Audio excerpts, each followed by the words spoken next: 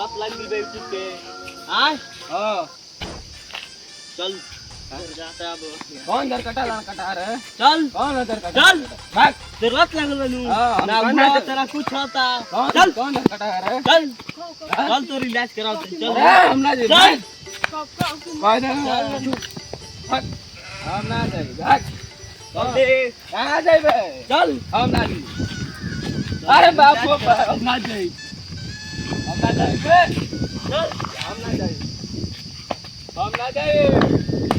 हम ना जाई बे।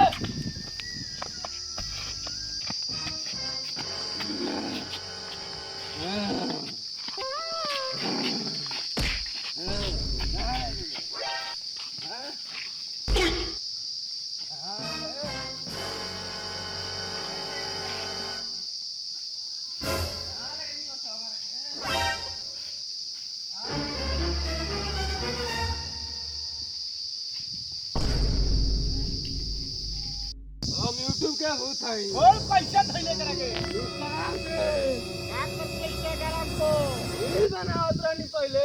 रील बनेले त का भइल? कबो लाइक ना मिलल लाइक ना मिलल ना। अब कैसे? ना पहिले बनाईनी हो इंस्टा पर रील हो। बहुत दुख में बा बालक। हाँ गुरुजी। प्रोचान हाँ गुरुजी।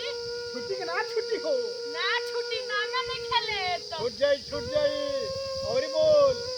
कब गईनी फेसबुक पर बढ़ल नहीं व्यूज। और ये आगा का भइल तोरा संगे सही सही बताओ बेटा।